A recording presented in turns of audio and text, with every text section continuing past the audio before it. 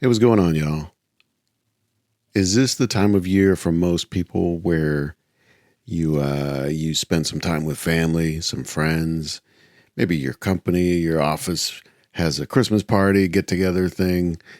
You're just having a lot more time to enjoy things, right? Generally, I'm sure for some people it's kind of a hard, a tough time of year, and I feel for that, you know. And either way, I feel like this is a point where I sit and watch movies because you generally have a little more free time or things feel a little more relaxed. And, for whatever reason, something about the holidays, it can be, a joyful time, a generous time, right? But there's plenty of Scrooges out there, and there's plenty of Grinches out there.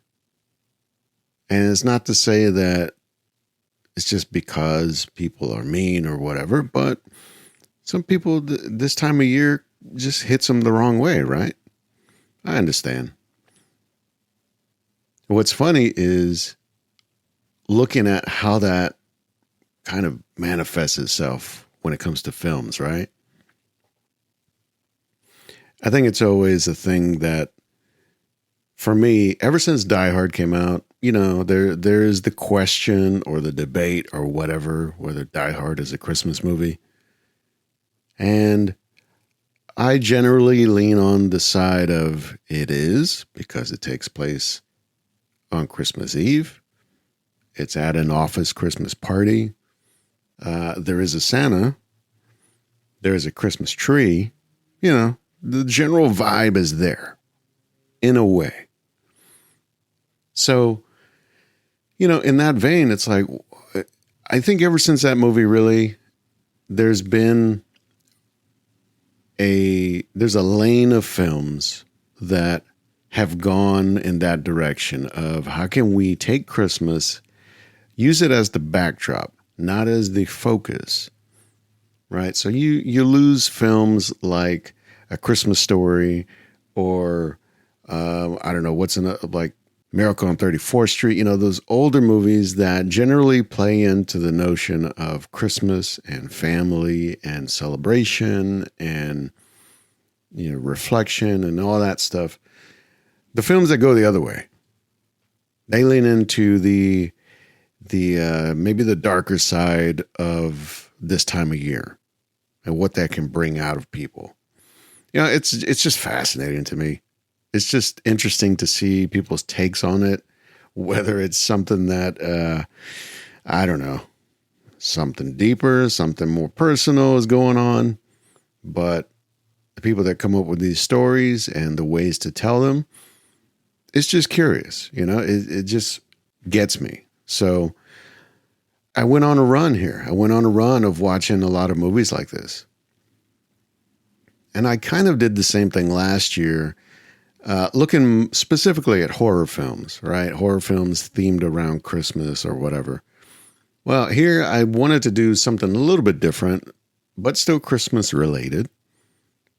Here we're going to look at films that they're all about Christmas, but taking place basically in the span of one night or one day.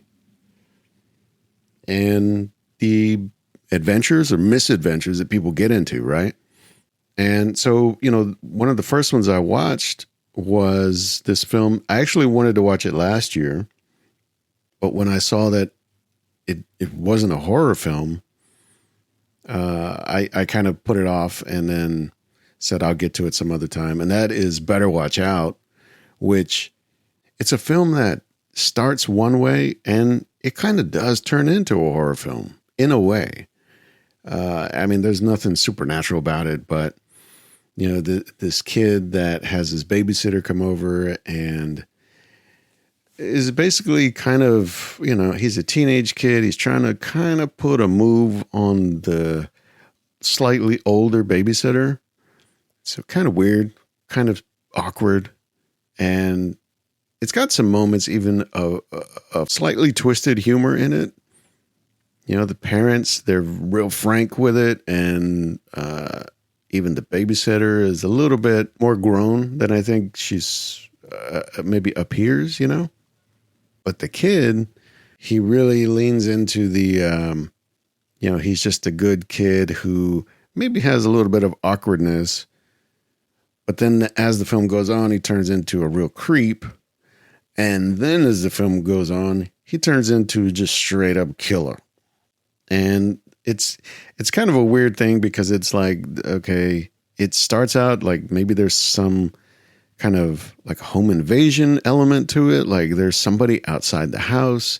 There's weird phone calls that are happening. And you think, oh, is this like like The Strangers or something like that, right? Like The Purge. Like somebody's outside terrorizing this kid and his babysitter while they're home alone. Or even like Home Alone, right? Like, what were they? The Wet Bandits? Was that the name of the two guys? So it kind of starts that way. And then it maybe leans into like, wait, is this something else? Is this like some kind of monster or supernatural thing going on? Like, what is outside the house? Well, once that all starts to get uncovered of like, oh no, it's this kid. He's doing it. He's setting up all these kind of gags and scares. And then it turns into like real killing starts happening. It was such a weird left turn. I mean, it was a slow left turn because you kind of saw it happening, but you weren't really sure where we were going to end up. And I thought, well, okay, this is at least a new take on this. But you know, the problem I had with it is just the characters here. That's the thing. Watching all these films that I've been seeing, and even just over the years, it's like it helps an audience, it helps a viewer to have somebody to kind of, you know, hook into and say, okay, this is my guy, this is my girl, whatever. I'm going to follow them and I'm going to root for them, and I want to see them survive or succeed or you know, accomplish whatever they're trying to accomplish, right? And here in this movie, it's like you're supposed to be rooting for this kid, I guess, because you want to see, at least the way the story kind of leans, it's like you want to see him succeed in killing all these people or get the girl, maybe? It's just weird. So I really know that was the right way to take it, but there's really no other way to do it. I mean, it's kind of like Home Alone. You want Kevin to maybe learn something, maybe grow up. And yet he's also kind of a little dick, right? With all the little booby traps and the gags all around the house. Same thing here. He's an older kid, and this time he's actually killing people. And it's not even for a good purpose. The film didn't really give me a good vibe. It just felt like I kind of wanted to be done with it. It's weird. I don't know. The whole thing, the whole premise kind of actually wears thin by the time you get to the end of the film. It's like, all right, I get what we're doing here now. I just want this to be over. So, I don't know. I wasn't really down with it, but you know, one that I saw that was probably even more of the same is a film, what was it? ATM from, I don't know, this was even further back now, with 2012, I think. And here it's like, this is what is it? Like a guy, and he's trying to talk to this girl at the office Christmas party, and they kind of hit it off for a minute, but then they decide to, you know, they're going to split. They're going to go roll over to some other place. And his buddy kind of wants to tag along, wants to catch a ride home or something like that. And it's enough setup where you're like, okay, I at least have a little bit with the characters. Like I want to see how this kind of plays out. And this guy, I want to see, you know, maybe he'll hit it off with this girl and, you know, something will happen. And so in that respect, it's like the way that it works in the whole premise of, getting these three people into an ATM booth, it feels reasonable, you know, because it's like, just on face value, it's like, how would three people get stuck in an ATM booth? Like, what would be the circumstances that would lead you to that, right? Well, this film actually, I got to say, it kind of gets you there in a pretty reasonable, pretty logical way. Now, once that starts happening, they get to the ATM booth, they get their money, or actually, I don't even think they do. I think there's like an issue with the card or something where they basically just have to turn and walk out. And when they go to do that, there's a stranger, a man in like a giant parka overcoat that is actually is not really clear what is going on. But this guy is clearly threatening them, and they decide to just kind of stay in there and maybe wait it out, maybe see what the deal is.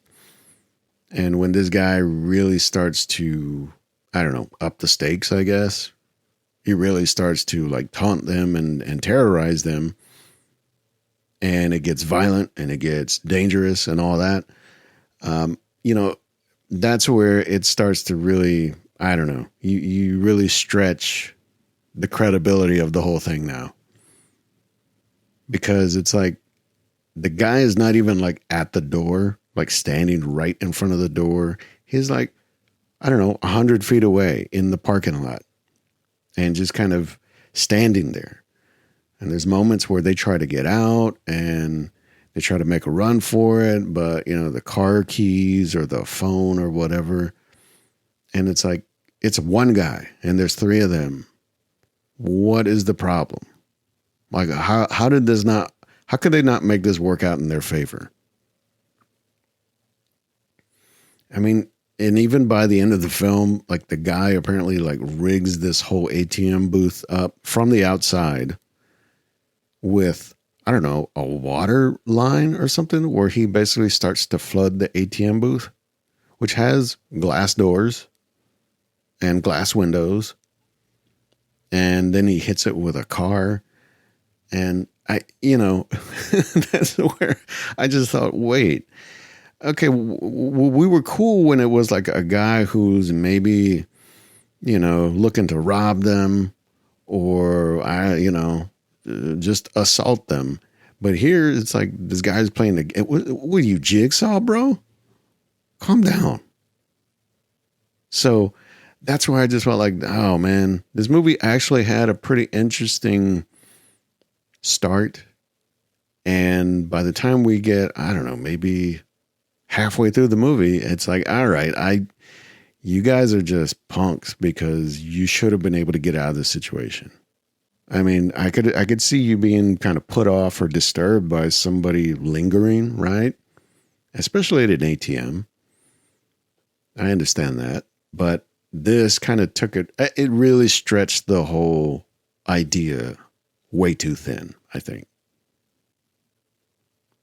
And it's kind of a shame. I mean, because there is some pretty interesting, like these three characters that are here, they got a little bit of an interesting dynamic, It's like you kind of see different angles to their, I don't know. It's not really like a triangle or whatever, but it's like one guy that's his friend and the other guy, he's trying to, hang out with the girl, but I don't know, this whole thing of this killer. And then look, I'll just tell you, because I don't really think you need to watch this one, but the end of it, I think they try to do a reveal kind of like a Saw thing where they show you maybe what is really going on, like who this guy is that's outside the ATM booth.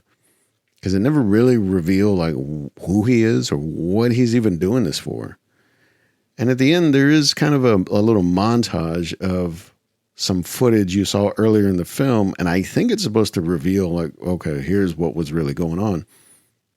But I mean, I swear I watched it and I don't know. I feel like I missed something because I didn't get anything else out of it. It didn't all of a sudden open my eye. I didn't have the aha moment of, oh, that's what was going on. Just didn't work out that way. So, I don't know. I just felt like it was kind of a missed opportunity, you know? And so, other than that, I went into a similar thing, but maybe more on the comedic side. I looked at this film The Night Before. Have you seen that one? I mean, it's one of those that I feel like it was way late on the whole like hangover wave of films, those comedies where they lean into the group of guys that are having the hard partying night out and they get into all kinds of weird shit and things go sideways and then they have a lot of things to answer for. And it plays very much in that same sandbox, and it's got Seth Rogen in it. It's got Anthony Mackie and Joseph Gordon-Levitt. These three guys are really at this point. I mean, this film came out in I think it was like 2015, so it's not that long ago, not even 10 years ago. So these guys are already known. They're already names. They're already doing things. And so I feel like, and look, even the rest of the cast, a lot of people that are in like just a few scenes. You got, Lizzie Kaplan's in it. I'll watch Lizzie Kaplan in anything. Okay, just saying. We got Mindy Kaling. You got other actors and comedians that are in this all throughout. Really, it's just like a fully studded cast, I guess. In a general sense, from like comedic actors of the 2000s, 2010s, right? And I just, I feel like this one, it was just one that was super late to the party because by this point, I think the whole thing had worn thin also. And it feels like it, when you're watching it, it's just like, this feels like someone trying to make one of those movies, whether it was The Hangover or like The World's End or This Is the End. Another one. It's like a lot of people in that movie, some of the same people even. And this just felt kind of like a copycat, like a knockoff. And it does a weird thing where it's trying to lean both ways into the hard R comedy, but then also the serious drama. There's some dynamics with some of the characters, some of the relationships. Like, I think it's like Joseph Gordon-Levitt and Lizzie Kaplan, they have a kind of a will they, won't they kind of thing throughout the whole film. And I mean, here, I think it's trying to do it's trying to walk in both worlds. And I don't really know if it quite, it never commits, It just kind of just goes back and forth. And it's just a weird tonal shift. I mean, you've got these scenes where they're like partying and things are getting wild and they're tripping out and all this stuff. But then it just, in the next scene, it's like, oh, we're going to have a serious, dramatic conversation. We're going to like work out whatever the feelings and all that. And I don't know. It's a weird roller coaster, and not really a fun one. So I don't know. I just thought, man, this should have been something else, I feel like. And it probably should have been like 5 years earlier. It was a better idea than how the execution turned out, I think. And it's a shame because like everybody in the film seems totally game. I mean, they're totally down with all the gags and the humor in it is pretty racy. And I'm down with it. I'm cool with it, but it just felt like the rest of the film isn't. There are moments where you feel like, oh, okay, I know what I'm in for. But then it pulls back or it goes in a different direction. And it's like, this is not really, okay, you're not selling me on it, So and look, and that reminds me, the most recent one that I saw, most recent release was Violent Night, which just came out last year. And that was one that I thought was specifically like a home invasion kind of thing where Oh man, who's the guy? David Harbour, right? He plays Santa who gets caught up in this actual like home invasion thing where this family gets terrorized by these criminals. And I really thought it was like he's like a John McClane thing. He's like stuck in the middle of this and he's the one that's kind of got to save the day. All right. How does he get stuck in it, right? Well, this film I didn't even understand until I started watching. I'm like, oh no, he's really playing Santa Claus. The man's got like a sleigh and a reindeer and he goes up chimneys and he's got like, magic dust or whatever. I didn't know that was in this film. I thought he was just a guy like dressed as Santa, like, Salvation Army dudes, right? And this is another one that I think they're trying to mash up some different genres here. We got this really edgy, kind of dark humor with the family where they're all taking jabs at each other. And it reminds me a little bit of something like Knives Out or even a film that I talked about last year, Silent Night. Where it was a family that kind of got together and they all kind of hated each other. This one kind of works in the same way, but then you've got John Leguizamo comes in with his goons and they're going to rob the place or whatever. But then you've also got Santa who is, this is probably the weirdest, drunkest Santa other than Bad Santa that I think I've seen in a while. And he comes in and it even gets into like some of the backstory of Santa and how he was some kind of, I don't know, like a warrior or whatever. And so he's got all these like, fighting skills and he can do all this, heavy work on all these dudes. I mean, that's the one thing I'll give the film, I guess, is like it really goes for the R in the action. Like it is brutal, it's violent, it's gory.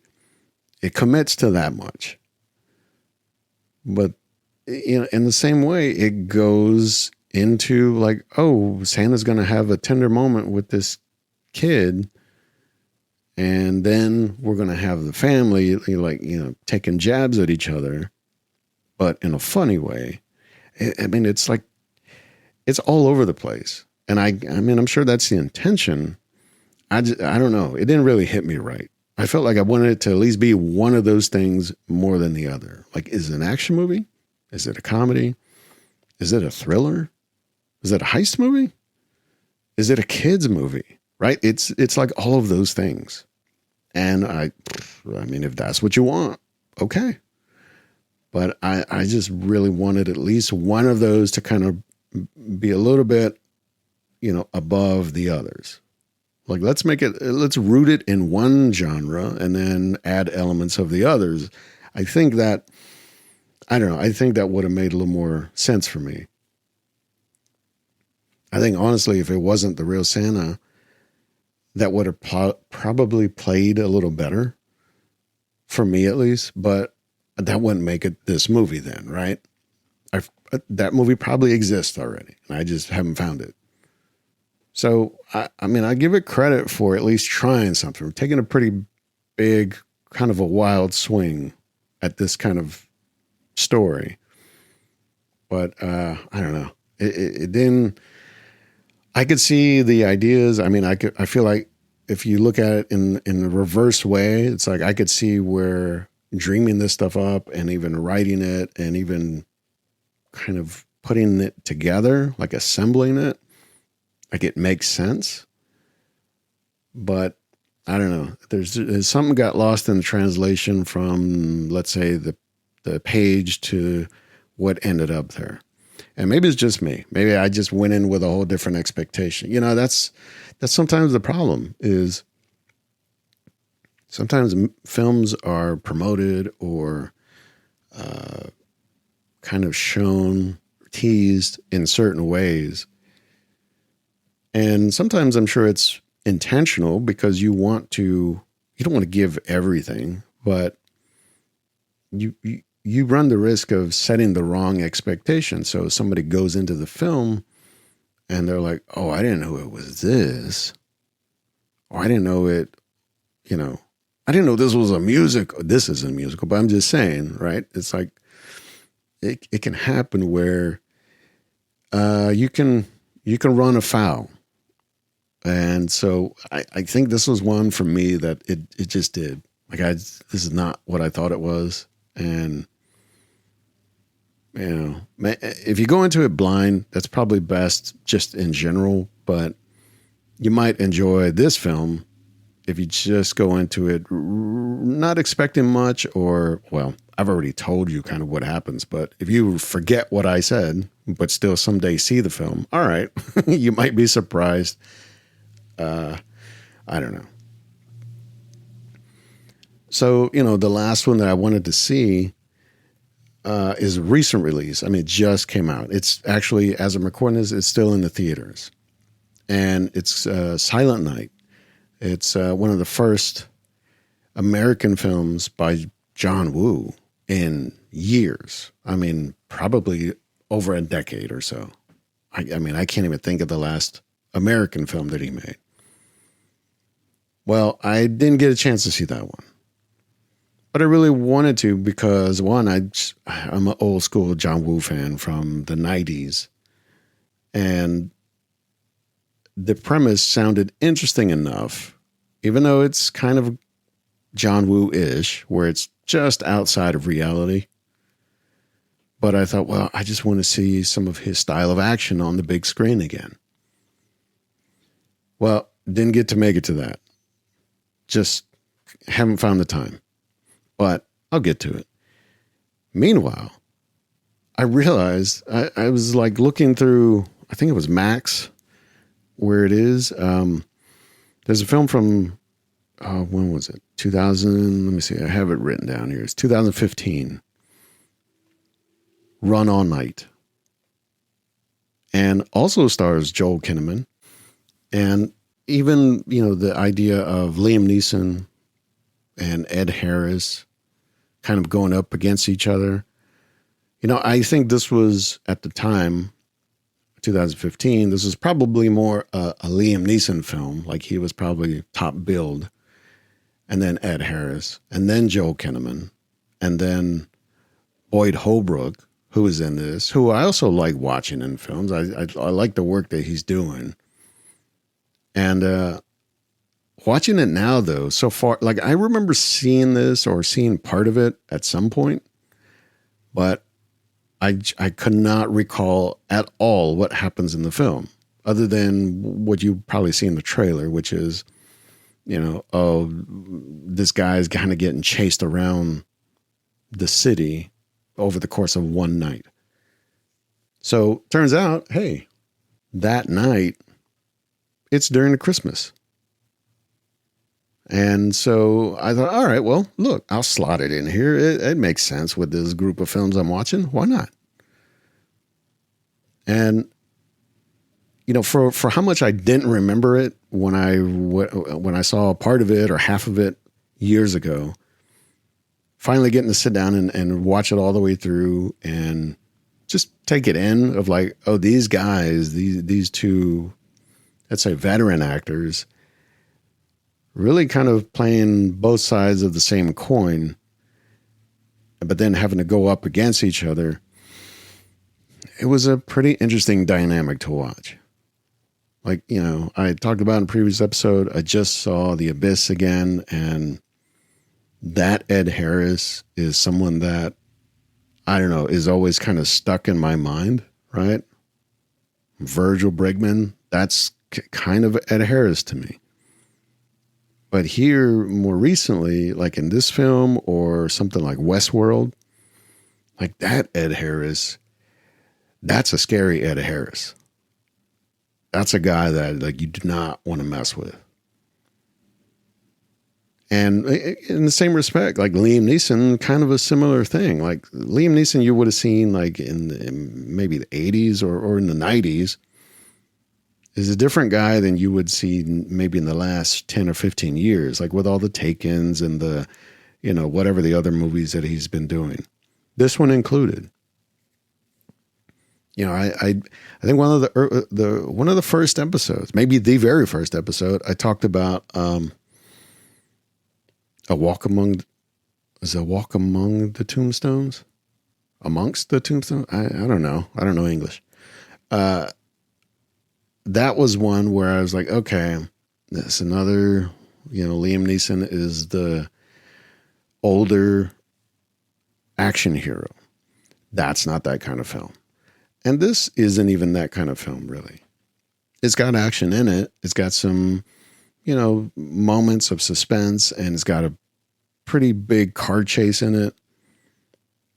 But it really is more about this man trying to take care of his son, protect his son, really, and his son's family. But his son knows his past, knows all the dirt in the family, and wants no part of it. And so there's the tension there, but then also they're both being chased by the city, you know, the entire city is after them. Okay. It's a lot going on, but it at least kind of keeps moving forward. You know, it's got a certain, I don't know, it's like a propulsion to it. And so the story kind of keeps moving. It doesn't really lag or come apart in any way.